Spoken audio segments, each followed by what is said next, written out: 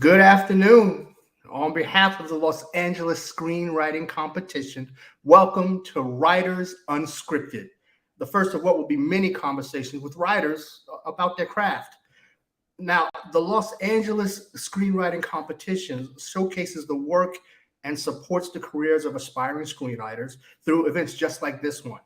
Now, if you are a screenwriter and you are ready to submit your screenplay for this year's competition, which is going to be amazing, you can do so right now. And because you're going to do so right now, we have a treat for you. You can receive a discount using the code Writers Unscripted at checkout. All right. So again, if you are a screenwriter and you want to submit your screenplay for this year's competition, the time is now, because if you do so, you get a discount and you use the code Writers Unscripted at checkout, and we got you. All right. So just be ready, and thank you again for joining us today. My name is Will Dawson, and I'd like to thank Khalil for asking me to lead this conversation with members of the Writers Guild of America. We thank you for joining us. Now, if you have any questions, our last bit of housekeeping, if you have any questions, we ask that you place them in the chat in YouTube, and at the later portion of the show, we will get those addressed for you. Is that all right? Is that okay? Can we go on? Shall we proceed? Yes, indeed. Let's introduce our writers for today. They are a writer-producer from Los Angeles. Originally contributed their talents to talk shows, now they have branched out to everything from reality TV to sketch comedy.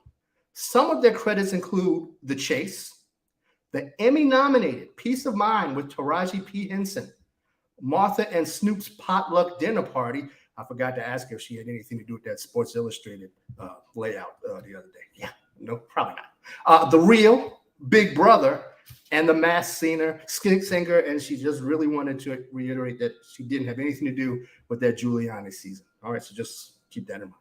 I'd like to welcome to Writers Unscripted, Micki Boden. Hello. Hi, thanks so much for having me. How are you today? I cannot complain. The weather is nice. It's not raining. It's not super hot. And we're almost at the weekend, so it should be pretty good. I'm so glad to have you here today. Yes. Now, join me. She was nominated for a Daytime Emmy Award for her contributions to the series Made. This Chicago native, who now calls Los Angeles home, has also worked in reality TV, producing for Flex and Shanice, RuPaul's Drag Race All-Stars, and RuPaul's Drag Race. More recently, she was a writer for the sitcom Marlon, a writer-producer for The First Wives Club, and now a co-showrunner and executive producer for the series Harlem. Welcome to Writers Unscripted, Britt Matt. Hello. Hello. How are you? I'm good. Long time no see. How your mama doing? How your kids doing? Everybody good? Everybody good. Mom good. Everybody good. Kids good. Okay. All right.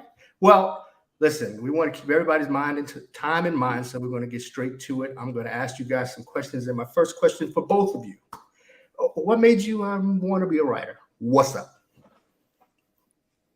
I'm from Los Angeles. I didn't know that there were other career paths you could do. Like, I never thought about being a doctor or a lawyer or anything else.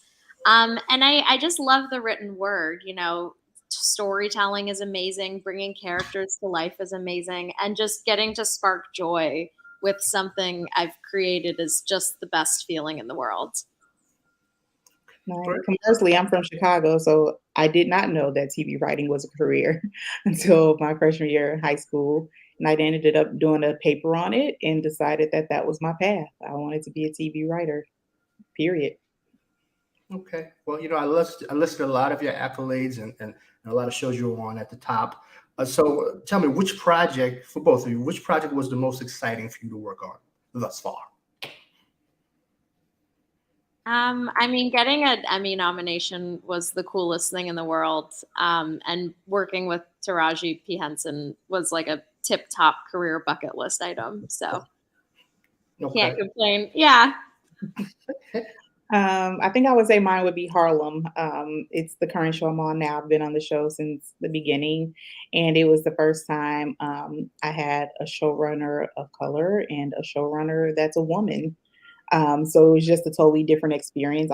My other experiences were good as well, but it was just a totally different experience. And it's the one that has really moved my career along in a great way, and where I felt, the most guidance and mentorship and, all that type of thing. So I think Harlem's definitely my favorite project so far. And a fun fact, I think I posted about this, but when I saw Infinity Song, which is one of my favorite groups, on an episode, I said I know Brittany had something to do with that, and of course you did. Of course you did. So that was really dope, and congratulations to both of you for just being able to do so much already in your young careers, because you got a long way to go, and you're on your way. So I love it, absolutely love it. So I was told I made sure in my writer that I was able to have one DJ envy question, because if they wouldn't allow me to have it, I wasn't going to do it. So here is my DJ envy question, the one he always asks, whether he needs to or not. This is what I'm going to say. For those who don't know, how did you become members of the Guild? I was on a show that ended up flipping. I do a lot of game shows, talk shows, and those are kind of hit and miss with being covered by the WGA. And I just happened to get on one show that was covered, and it was great. The health insurance is really good. I highly recommend joining if you can. And yeah, normally a show, will bring you in, or if you sell a script or have a project optioned, that's how you get into the Guild. It's one of those, you don't already have to be in it to join it type of things. There are ways and paths into being a WGA member. Okay. Yeah, and I was brought in by a show. My very first show, of course, all television is covered by the Guild. And so my first show, because I had, I believe, a 20-week contract, that was enough. I think there's some sort of point system maybe or something, but whatever the situation was, that contract made me eligible for the Guild. And not only eligible, I had to join because all shows are protected by the unions in entertainment. So to continue to be on the show, I had to join the union, which I was more than happy to do. Okay. So was it difficult to join? So you said you had to join because your shows were covered that way, but was it a difficult task to get into the union? What's interesting is it doesn't feel difficult to get into in that sense, but like when you join the Guild, I remember when I went to like the orientation and everything, I think the statistic was something like it's easier to get into Major League Baseball than it is the Writers Guild. It's something very strange like that. I can't remember exactly, but it's not, you just can't walk in and say, hey, I want to join the Guild. There are parameters, there are rules. I'm not familiar with the letter of the law exactly, but once you're eligible to be in it and you have to join, you pretty much pay the fee and you join the membership. And like Micki said, the healthcare benefits are amazing, but those benefits came, at a cost to many writers many years ago. And so we're benefiting from them now. But once you have an eligible project to get in, you can get in. And if you don't already have to, I recommend you do it anyway. Mm-hmm. Okay. Yeah, and there's a lot of benefits beyond just healthcare. There's free movie screenings every month. There's a community of writers. There's all kinds of both in-person and Zoom events you can go to. And it's good not just for protecting what your craft is, but expanding your network and, expanding your knowledge as a writer as well. It feels like it's a tight knit group. Like you said, it's hard to get in there. It's easy to get into baseball. Like I know SAG-AFTRA, if you're somewhere, you can join or you don't join, but there's a lot of them. It feels like it's it's more of a quality of writers instead of a quantity. So it feels like it's not as big, but it feels like it's a powerful group, which really segs into what we're here to talk about today. So let's get into it. People want to know, what is the WG strike all about? Well, it's about a lot of different things. I mean, the umbrella of it all is protecting writers and protecting writing as a profession. What we've seen in recent years happening is that the ability to support yourself as a working writer is declining while the profits of the industry continue to rise and rise and rise. And so basically what the Guild is trying to do, we renegotiate our contract every 3 years with the studios. And what the Guild is seeking to do is protect our profession and protect us as writers. There I mean, there's so many things in so many ways that needs to be done, from stopping free work, from regulating the use of artificial intelligence, to making sure that we're getting proper residuals for our streaming work. I mean, there are a lot of things, getting, staff writers paid for scripts. There are a lot of things that the Guild is trying to tackle on our behalf. I would say probably the biggest would probably be the streaming residuals, and artificial intelligence are probably the biggest ones that really affect the entire membership and that really have to be addressed ASAP. Yeah, the 2007-2008 strike started to touch on internet streaming, and basically that was the first item to go off the table of, oh, this isn't going to be a problem. DVD sales are fine, movie ticket sales are fine. And what you see now is that with the rise of streaming, there's been a lot of loopholes that the streamers have used to increase their profits while the cost of living skyrockets, while cutting corners. And, it's also kind of unfortunate too, because if you look at the makeup of the Writers Guild now, I think it's a time where it's the most diverse and inclusive that the Writers Guild has been. And the fact that, so many people have gotten in and gotten a start, and that their dream of finding a successful career as a writer, it's not, looking for how to become, make millions and millions of dollars. It's, hey, I just want a living wage. And especially when we're creating art for so many powerful people, to not get any piece of that is super disappointing. Now we saw when it was announced and when you guys went out on strike. So when did it really start? When did the union really start to see that this is something we really have to consider and then do? There was supposed to be go ahead, Britt. Oh, no, I was going to say, I was just getting clarification in terms of the strike, or in terms of like the specific issues. Well, yeah. So not when did the issues bubble forth, but when did you say that, listen, there's no other cause we can do except for strike? Oh, Micki, I didn't know if you wanted to go. No, for sure. I'll hop in. So there was supposed to be a authorization to strike in 2020 because there were a lot of these same issues happening. But, the state of the world kind of brushed everything off to the side. People think that the writers love to go on strike. There's always talk of writers striking this, writers striking that. It's actually a very difficult thing for a lot of the membership. And if writers are going on strike, that's because there's no other option. It's because the Guild has been tracking, the lack of profit and even just minimum basic pay grades declining, and studios basically crying poverty, while the major networks are turning around and getting even more profits than other. And it's not just something you're seeing in writing. I think the pandemic has changed how a lot of business runs, and you don't see the benefits trickling down anymore. And yeah, I think this year was really just at a focal point of the pandemic. We're in a pretty solid place with where this is. Work has pretty much returned to normal, but writers are still being disadvantaged, and we have to stand up for what's right. Yeah, and I will just add to that the Guild, I will say, is really good about, looking to the future. There were a lot of complaints in 2007, 2008 when the writers went on strike, and you did not see the solidarity with the other unions that you're seeing today. Everybody was kind of like, the writers again, but what that did is the Guild saw, even though at that time, most of the internet stuff that the Guild was fighting for was like stuff being on like the .com sites, so abc.com, nbc.com. And they were saying at that time, and went on strike to say, if you are going to continue to profit off this work, you have to pay the people who created it. You cannot just continue to make this money, like the residual method that was kind of set up. And everybody thought it was so crazy, even some of the membership at the time.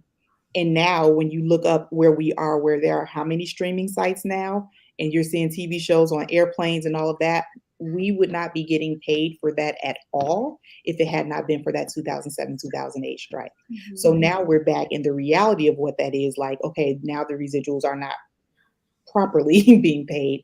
And then also just the sense of what's coming up ahead. And so it's like the present, but also the future. We have to get ahead of it now, or it won't happen at all. Yeah, this definitely feels like the most existential of the strikes. You know, the fact that we might lose our jobs to AI. If any robots are listening, big fan. But you know, it's a very existential threat to what it means to be a writer. And you know, if studios are fine just having a machine regurgitate stories that have already existed, that's a big disappointment for, you know, our field of artistry. And the entire creative community overall, it affects the actors, it affects the directors. We've seen how it's affected music. The robots can do a lot. They cannot do what people can do because there's nuance, there's cultural specificity, there's emotion, there are all these things that a robot can't replicate. So essentially, what these companies are trying to do is get the base from a computer and then still have to hire someone to come in and fix it and get it where it needs to be. But in doing so, you eliminate a lot of jobs because then you're like, oh, I can just hire one or two people to do that. I don't need an entire writer's room.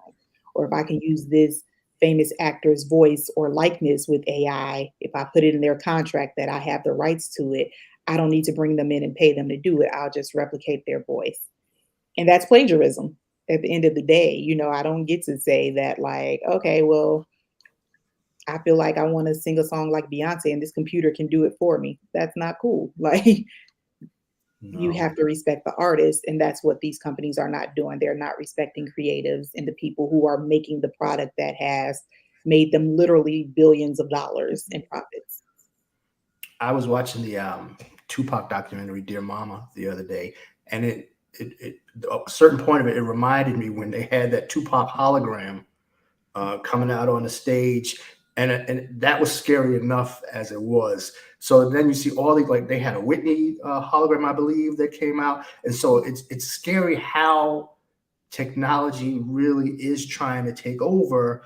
And you're right, you have to fight to make sure that it is not something that is done. But let's just talk about this though, because it's a hard time to get people on the same page about something like reparations, or it's hard to get people to vote for their best interests. So how has the WGA been able to really mobilize and build solidarity within its ranks? I think the WGA has always been really good at that, and people always ask like what the difference is with other unions. And I think personally, my opinion is it's that we are not a tiered union. Like if you are in the WGA, like you have the same healthcare, we have the same plan. Shonda Rhimes has that same one. Like we are all one entity, and there's no you're lesser than me because you've only done this, or you get this tier of healthcare because you only made that much money. Like we do have minimums required to meet to get the healthcare plan, but beyond that, we share the same concerns. Whereas other unions, because they have a tiered population and different things, everybody does not have the same needs. So it's hard to tell or to ask, someone, say, for example, in the Directors Guild to go on strike about residuals if that particular worker does not get residuals. So you're telling me to strike and end my livelihood for something that does not affect me, that does not apply to me, so it's, which is understandable, which is totally understandable. But in the Writers Guild, we are all, even though we're at different places in our careers and different levels in our careers, we have the same concerns. And if it doesn't affect you now, it will affect you later. You may be a TV writer, but guess what? When you decide to write a feature, you're going to want certain protections in place and vice versa. So we kind of like, because we already have the same concerns, it's easier to mobilize us and to pull us together because we're not in a situation where we're like, well, that's you and not me, so I don't care about it. Mm-hmm. And for better or for worse, the writers in the Writers Guild have to advocate for themselves. So if there's a show that's skirting around regulations for the Directors Guild, the Directors Guild will send union officers and shut a shoot down. And that's just not something you see with the WGA. It's very based on the writers, fighting for themselves and elevating their specific issue. So when it came to the strike, there was actually a comprehensive poll that was taken of all the membership, and then the things that were considered the biggest issues for the membership base, that's what kind of shaped what the strike was about. And what's cool about this strike versus the other ones in recent memory is that I think Britt mentioned this as well, is there's been a lot of solidarity from the other unions, because the writers advocate for themselves. Sometimes the other unions just aren't as involved, but the contract for the DGA is about to expire, the contract for SAG is about to expire, and there's been a lot of solidarity between the artists who understand that, hey, if we don't all fight for each other, things are not going to be good for any of us. Yeah, and even beyond the artists, I feel like our biggest ally really is the Teamsters. The Teamsters, IATSE, like they really are going to bat, because what they are realizing too, and all of us are realizing, is that like we're all on the same team and we're all being shortchanged. And so we have to collectively, and not just even within our, creative community in Hollywood and, being a union town. But I think Boots Riley wrote an excellent article about it the other day, about how it affects us as a nation and how unions need to come together, period. So you see unions, like I just saw this morning, I was excited, the Chicago Teachers Union, issued a statement of support, which was my mom's union when she was a teacher and an educator. So that was the first picket line I was on, was, Chicago Teachers Union. So I thought that was really cool. And it was nice to see, like, the NFL Players Association saying, hey, we're in solidarity with you, and the teachers in Oakland and, SEIU and, all these different unions, all of us realizing that the unions hold the power for all the workers in the nation. Even if you're not in the unions is what keep these companies honest. That's what unions do. They're like, yeah, that's why we have a 5-day work week. That's why we're like 8 hours is a work day. And after that, it's overtime. All these protections, is how we have some semblance of life in this country. So I think it's great that everybody is like one union, like we're all one union, and we have to stick together no matter what. You was out there like a little Brit going out on the picket lines. Is that on the picket line? Yes. Yes, the Chicago Teachers Union. You're not new to this. You true to this. I understand. That's what I'm saying, right? Now I see you guys out there, and every day you see different locations, but you are out there strong. What is it like on the front lines, so to speak? Like, what does a day look like? Like how busy does it get? How crowded does it get? Does it depend on where you are? What's been the scene so far? I would say definitely depends on where you are. Like some areas are more high traffic than other. It depends on what side of town you live on. I personally like Sony and Amazon because they're close to me. But like if I know, there are a lot of affinity group and theme strikes. So, if yesterday there was a big, trans writer, non-binary, they did Netflix. Black Writers Unite were at Paramount one day. I know the Latina Committee of Writers, they did something at Disney, and also the Asian American, like all these different groups. I just saw on Twitter today something for a Beyonce themed picket coming up. Like people, we try to make it fun, because you're marching, you're chanting, you're unemployed, you have no money coming in. You want joy, and what is nice about it, no matter, I went to a gate at 5 a.m. one day because they needed people, because God bless the Teamsters, they won't cross picket lines. So if we have a picket line, those Teamster trucks will not go in, and more often than not, that will stop filming for that particular show. And so I was there at like 5 a.m. It was probably like maybe 10 or 12 people, and it was quiet, but we had a little music. I carry my speaker everywhere, and I have a little strike pit playlist. But just quiet conversations. And it's like a thing of people you would have never gotten a chance to speak to before, because you probably would not have even crossed paths with them. You get to have these conversations, and you're meeting like soap opera writers and, different shows where you're like, oh my God, I love that show. You wrote on that. That's great. Let's talk about it. Or you just talk about life in general and not writing at all. But the camaraderie, everybody knows that we're on the same side. So the picket lines, not only are they essential, but they're actually a lot of fun and, in a lot of ways. Even when you see people you haven't seen, I've seen people since haven't seen since before the pandemic, so you're just getting to know people again, getting to see people again.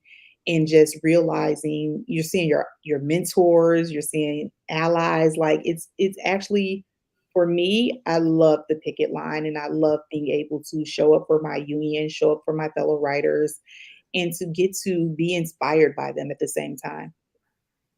As writers, what I have been impressed with, literally the numbers that you guys have out there, but also the creativity of the signs. Like, tell me some of the most creative signs you saw, the words on the signs. I think I looked at them, I'm like, yo, they're Oh my writers. gosh, there's so many good ones. I saw one that said, if you don't pay us, we're gonna spoil Succession for you. Yeah. I saw signs that were half written because they couldn't finish it because it's pencils down. I saw an actor holding a sign that said, "I didn't write this. I'm just an actor." It's been a good way to showcase our creativity. Yeah, I've seen Page Against the Machine. Bitch Better Have My Money is a popular one. Always love it. Also a song that goes well on the picket line. Um, I've seen so many good ones. I can't think of them all right now. There are ones that just address, like, Netflix directly. They get a lot of smoke, which is deserved. Um, but yeah, I mean, it's fun to see the creative signs and like people pulling in. So I saw "What is a strike except grievances persisting," which is like kind of a line from WandaVision that was kind of flipped. So it's nice to see when like TV shows are incorporated or movie lines are incorporated. You can't put writers in a corner. That one has been out there a lot. You I like, cannot outright writers. You just can't do it. There's absolutely no way. So what has been the response from the major studios and like the production companies thus far?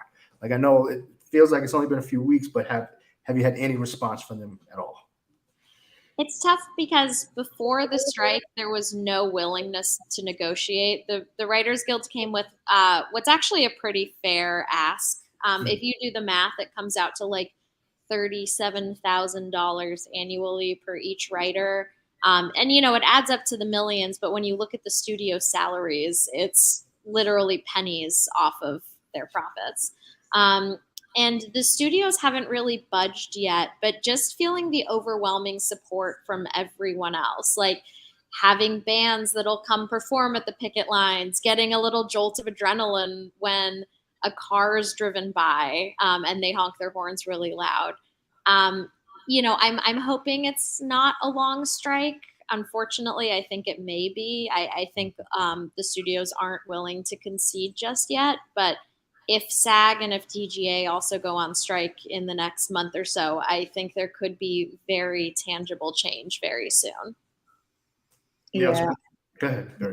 They also cannot negotiate with more than one union at a time. I think I just learned this, so I hope it's accurate. But so once they went into negotiations with the Directors Guild on May 10th, that window was closed for us until their negotiation is resolved or not resolved. Same thing with SAG. As you know, SAG just recently called their own strike authorization vote, and they're telling their members we want to go into our negotiations with that information in hand, so that we are starting the conversation in the right place. And I believe their negotiations may start like June 7th, I believe is their date. With the studios, I mean, they put stuff out, like I think ABC released their strike-proof lineup. And, as a former reality worker, I have all love for the reality industry and the very talented people who should be guild members also. That's the fight that we've been fighting. But it was, like Dancing with the Stars and The Bachelors and reruns of Abbott Elementary. And it's just like, that's not going to sustain your ad dollars long term. So strike proof, I don't think it is. People crave content, and especially scripted content. And, the I always say it wrong, the AMPTP is made up of all these, studios and streamers and networks and stuff, but they actually don't all have the same concerns. So I would not be surprised if there's some splitting. There's been rumors of them going to split up because, maybe Netflix can hold out for, however long, but that doesn't mean Peacock can. That doesn't mean ABC, the network, can. That doesn't mean, so we'll see how it shakes out. It probably will be a longer strike because what they know is that once they make a reasonable deal with the writers, they're going to have to do that for the other guilds too. There's what's called a pattern deal, and you can get a pattern deal based off somebody else's deal. And so they should. I mean, what we're asking for is like 2% of their overall profits. If the other guilds also ask for 2%, that's 6%. It's less than 10% of their profits to the people who create the content that they're making money off. It really, when you hear it, you're like, are y'all serious? Like, this doesn't make sense. But greed, capitalism, blah, blah, The blah. fact that they won't budge on that amount is just insane to me. Okay. So we talked about the other unions. We know SAG-AFTRA, like you said, they had the authorization vote. And then you said DGA on May 10th, they're going in for their negotiations. What has been their response to you guys? I know they're supporting the strike, but is there something more? Like, if they join you out there, and are they, when they go into their negotiations, do they have the writers in mind? Like, how does that work? I'm not sure exactly like what goes on with their negotiating committees, but I do know the Writers Guild, the first week of our strike, we had a big meeting and every guild showed up to declare their support. As far as that happened, so every guild was there. I mean, laborers, IATSE teams, so everybody was there, DGA, SAG. But I will say from the very first day we began striking, which was Tuesday, May 2nd, I think I went to Sony my very first day to picket there. There was a SAG-AFTRA tent up. They had brought their signs. They had T-shirts for their members. They have been very, very closely aligned with us in a very tangible way. Same thing, IATSE, see them all the time in their shirts out there. Teamsters, not only do they show up to the picket lines, but again, they're instrumental in not crossing our picket lines. If we have a picket line, they do not cross it. So I would say I have not seen the DGA as visible.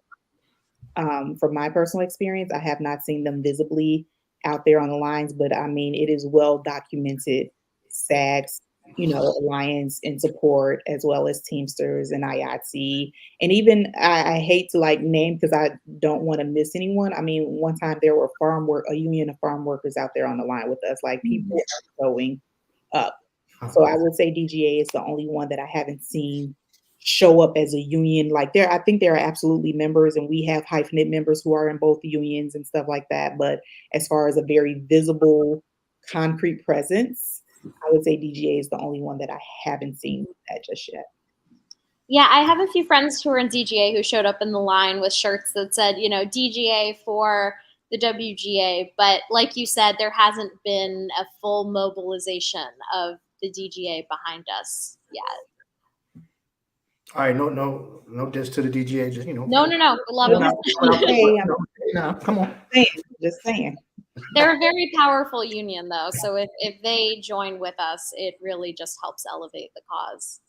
Okay. So as writers, so what do you guys do now? Like, so you're out there, you're picketing, but you love words, and so are you still working on projects of your own? Like, what happens now? What's the day in the life now when you are used to, making things happen or using your creativity to make things happen? What do you do now? I hope Micki's doing better than me. I haven't written anything. No. I was supposed to, but you like picket and you see people, and then it's like the rest of life. And so I actually have not done a good job of working on my personal stuff, but I plan to. It's in my mind. I like Britt, I also have a reality background, so I have been working on other projects that aren't crossing the picket line. I'm still very firmly pencils down. But I've also used that as an excuse to not work on my own personal stuff. I'm like, I'm not going to do free labor. This is what we're arguing against. So yeah, I have a few ideas that are just kind of percolating that I haven't really fleshed out yet. But yeah, it's weird to be working right now. A lot of the strike was by design. So it was a very, very slow production year up until May. And I think part of that was so that, the writers would cave and would say, oh, we're willing to accept anything because we haven't worked in several months. So it's just a very interesting time right now overall. And during the 2007-2008 strike, there was a huge reliance on reality programming, and I just don't think it's going to be like that anymore. There has been more of a unionization push for reality TV, for treating the workers there equitably as well. So it will be interesting to see what happens with each of us individually. So you've worked on game shows before as well, right? Can I? Mhm. So with that, it feels like you said, Britt, ABC, like their whole thing is based on reality or ABC or game shows or reruns. So how do they make that function without writers? That I see that the late night talk shows they shut down because they can't Mhm. do it without their writers. But with game shows, is it different or is it just Yes. So game shows are supposed to be covered by the WGA, and part of the minimum basic agreement that's being negotiated for does cover game show writers. But there hasn't been as much penalization for game shows being non-union as there would be if there was, a non-union variety show, a non-union late night show, a non-union sitcom. So it's kind of a gray area for game shows currently. A lot of the things that are on the ABC schedule are already taped. So the $100,000 Pyramid is a guild show, but that was filmed a couple months ago. Dancing with the Stars, oddly enough, is a guild show as well. So, um, you know, we'll see as it gets closer to the fall. But because there's not as much pre-production involved, it does get kind of that strike-proof label. But yeah, everyone I think is frustrated in their own little divisions of the industry. Um, yeah, it has been a weird time to be a game show writer for sure. okay? What's Now, interesting also is that, like Micki is saying, a lot of that stuff was already filmed, so they have it, and of course they can, are entitled to air it and everything.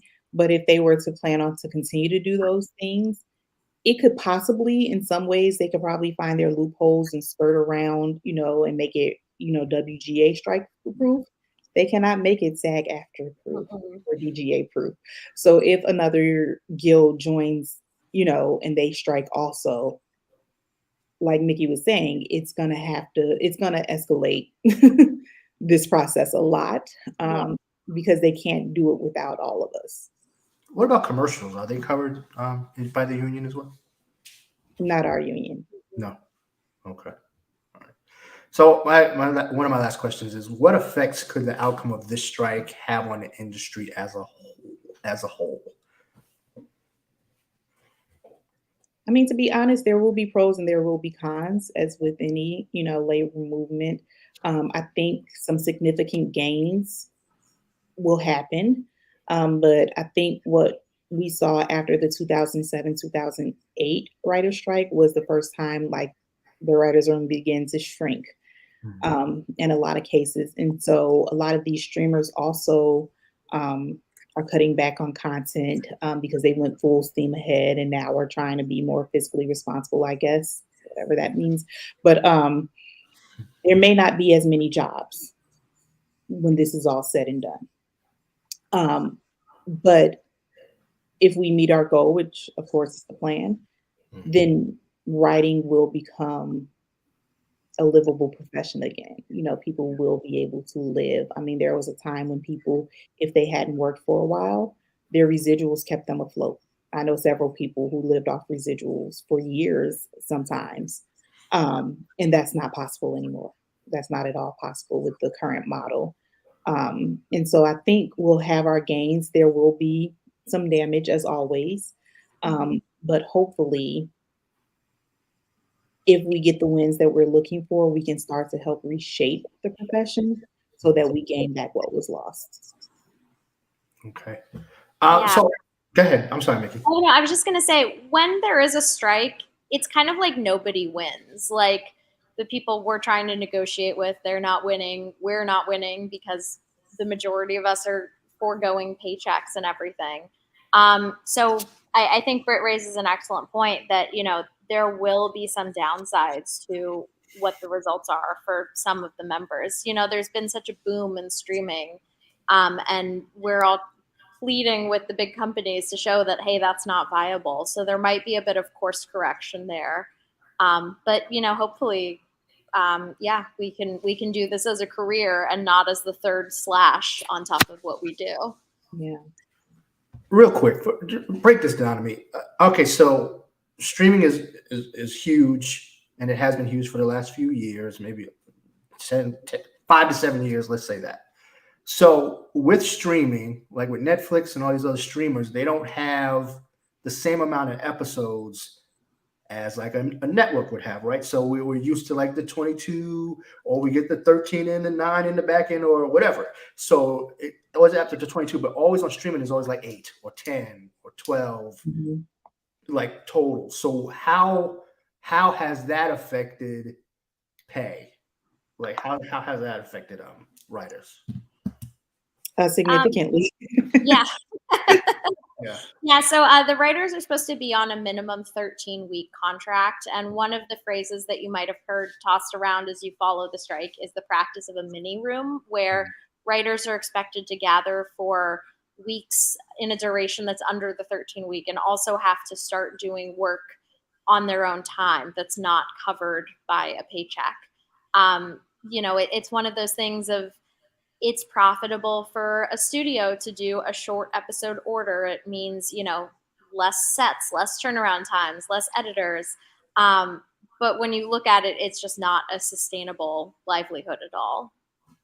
Yeah. And when you're on a 22 episode show, I mean, you're getting like 40 weeks of employment, and that may not even include the production. So it may go beyond that if you're hired for that.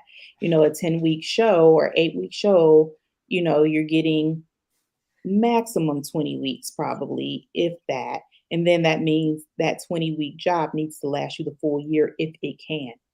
And if it can't, because people, there's this thing, and I've seen articles and they talk about what the average TV writer makes. And I'm like, you cannot do an average when it comes to TV writing, because you're including Shonda Rhimes and Ryan Murphy and J.J. Abrams. And it's like, if I think I tweeted this one day, but I'm like, if you average the average Amazon workers salary, but you include Jeff Bezos in it, like, you're not going to get an accurate portrayal of what that is. Like, a median would be more accurate than an average. And so what it is, and like what Micki's talking about with these mini rooms that might be 6 weeks, 8 weeks and stuff like that, is then someone not only getting only 6 to 8 weeks of work and having to go find another job to sustain themselves for the duration of the year, but also you're under contract and you have a show in position, and now they have to give you permission for you to go work somewhere else and to do something else. So it's like, not only are they limiting your time and pay, they're putting you in a position where they have the first right to your time. It's also limiting in terms of your career growth. A lot of showrunners started out as staff writers, and they learned the ropes from getting to go to set and getting to see their script executed, and getting more time on a show to learn the ins and outs. And that's also been part of what the strike is pushing for, is that there's people who are staff writers and there just seems to be hopelessness about them moving up, because TV has been restructured where, there's a lot of very high profile people, and the newer people just might not get as many learning opportunities, and you get stuck at a certain level, which is also not sustainable. So yeah, that's a great point. I actually went to set as a staff writer. I mean, I have my producing background, but I was a staff writer more than once, which is also something we've been working on at the Guild, is people not having to repeat. But on both the shows I was a staff writer on, I got to cover set. I mean, the multicam, Marlon was a multicam. That was a little easier. All the writers are kind of on set in that situation because you punch up jokes and stuff like that on the fly. It's a studio audience. But I was also on a show called AP Bio. And I remember I co-wrote an episode with the creator and showrunner, Michael Bryan, season 1. And he sent me to set. I went to set. He wasn't even there when we were on location. It was just me as a staff writer. But he trusted me to do that. And he gave me the opportunity to go have that experience so I can learn how set was run, the things that were going on. And that is so important. But the studios have made that all but impossible. If you live in LA and your show shoots in LA, you have a pretty good chance because you can just literally show up. before like a show that shoots in New York or shooting in Atlanta or shooting in Toronto, which is a lot of shows. Mhm. The studio's not flying people out to set, and so you have as a showrunner, the best you can do is like tell someone, if you can afford it, come and I will show you everything. Like you will be a part of everything. I mean, I know showrunners who have let writers stay with them, when they came out just to cut costs. Like, we want to train people. I was trained, Tracy Oliver and Scott King, like they kind of rallied around me and they made me a showrunner. They're like, nope, you got it, you can do it. Because I was very nervous. I had just had a baby and I wasn't sure. And I was like, is the timing right? And they're like, get out here. And the studio that did pay for me to go, but they were very open with the information and teaching me to be a showrunner and being intentional about, you have to learn this. And so because that was done for me, I'm trying to do that for other people. Like, come on, like you have to learn this. Nobody's going to give you that opportunity. Like, it used to just be part of your rise and it's no longer that. So now we actively have to pull each other up and teach each other. And the studios are trying to make that impossible. Let me get this straight. So you're saying to me that the person who wrote the episode is not necessarily going to be there, because there's always stuff that goes on with the script, that something has to be rewritten or changed. So you're saying that there's no guarantee that the person who wrote the script will be on set to help fix the script. Yep, that's what we're saying. Okay. I had my Jimmy Butler like, Yeah. I ain't get it.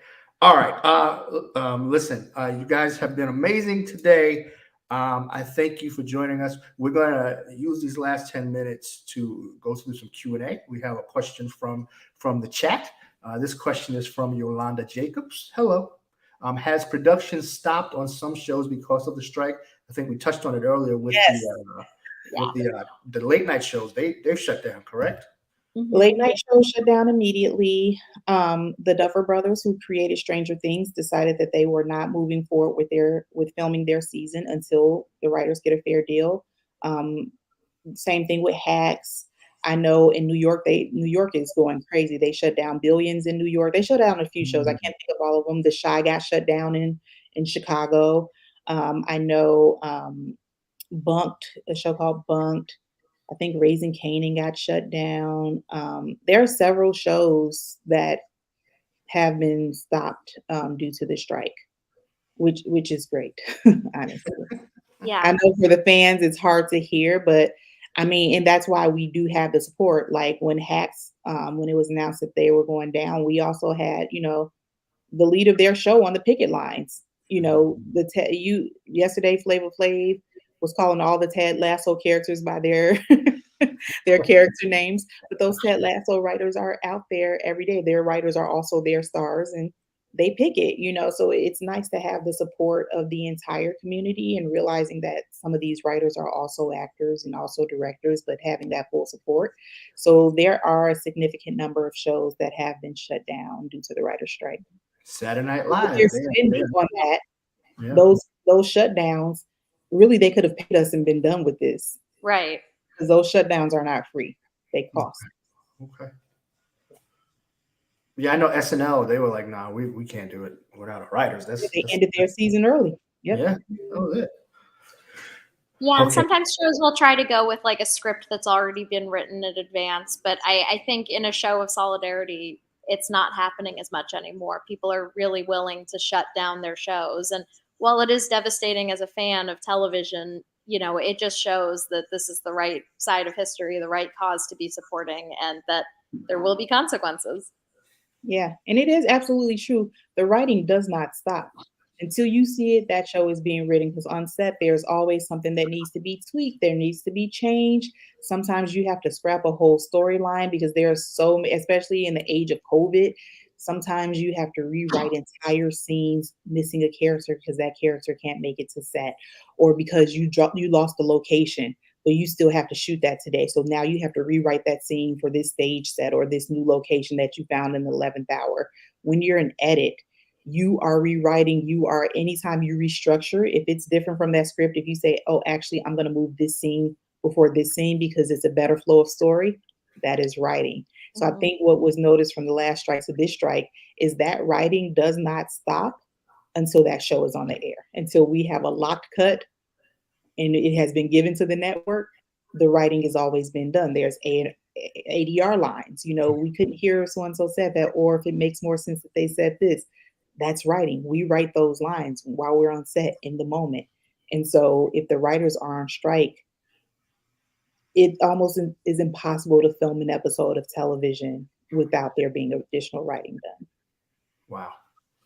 It feels like it's insane to me. So even before the strike, when writers weren't able to go on set, do they like call them on the phone and say, "Hey, can you change this?" and email it? The showrunners would be on set. So the showrunner is basically like the head writer anyway. So your showrunner would take care of those duties, instead of who is a part of the writing team.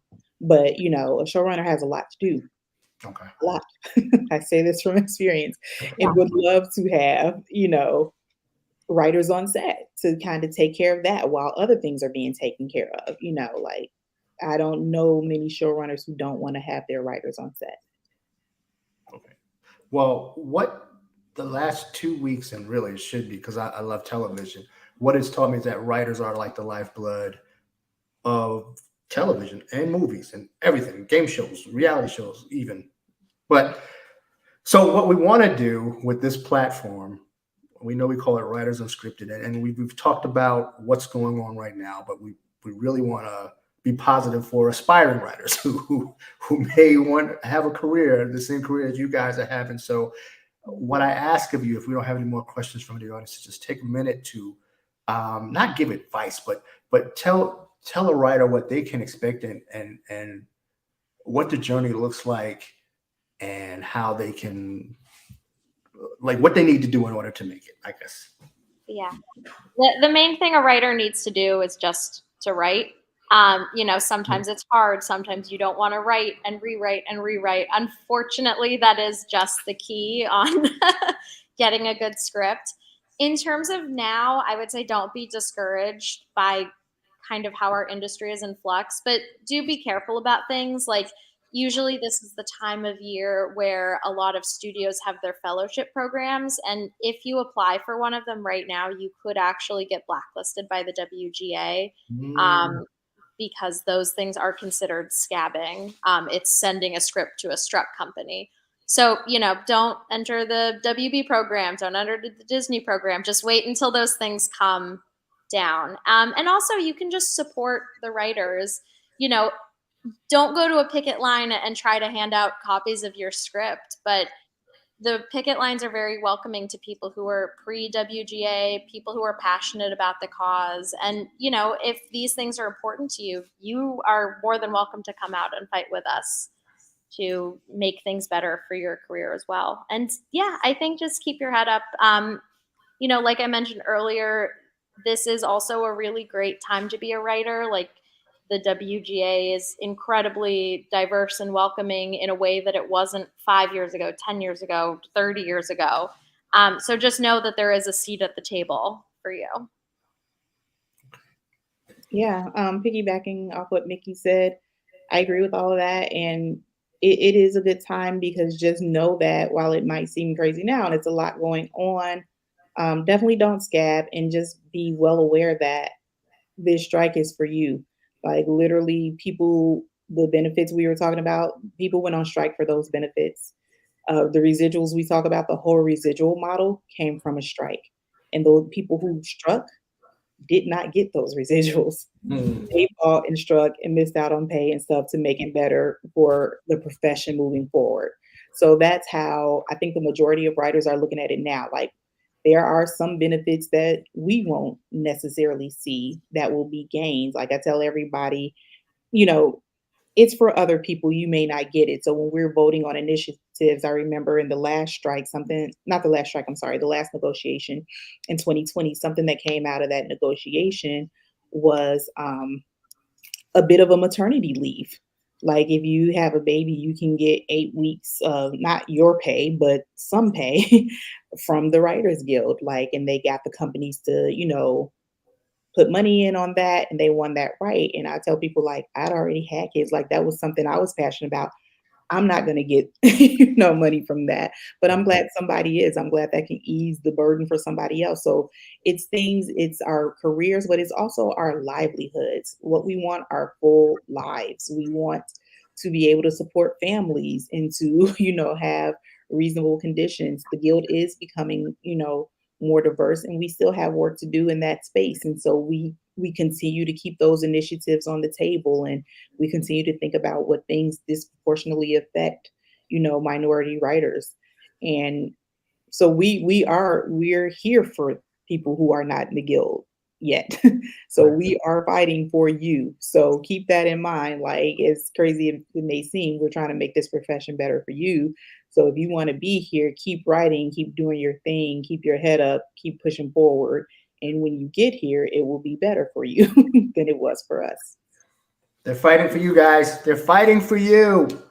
So if you are a screenwriter and are ready to submit your screenplay, a little bit of a commercial here for this year's LA Screenwriters Competition. You can do that today and receive a discount using the code Writers Unscripted at checkout. We are not crossing any lines. Yeah. That's not this. This is fine to submit to. I was like, can I do this? Okay. He's a supporter. He's a supporter, I say. So no, we are thankful for having you on here. Thank you for breaking it down for us. I know you guys are sacrificing a lot, but like you said, it's for the greater good and it's for the future. And we are with you, supporting you 100%. And we hope that they pay you what they owe you, and make sure that you guys are taken care of. So thank you for everyone who joined us today. If you, like I said, if you have a screenplay, please submit it soon and use the code Writers Unscripted at checkout, and you will get a discount. And we thank you for being here today. And Britt, Micki, thank you so much. Hopefully I'll be out in LA next month, and I will join you out there because it's an important cause. Come on down. I love it. All right. So thank you for everybody who joined us today on Writers Unscripted. We will be back with another episode on this platform soon. This is just the first episode of many, really just talking with writers about their craft, and now this very important situation that's going on with the WGA strike. So thank you again on behalf of the LA Screenwriters Competition. We bid you adieu, and we will see you later. Have a great weekend, everybody. Bye. Bye.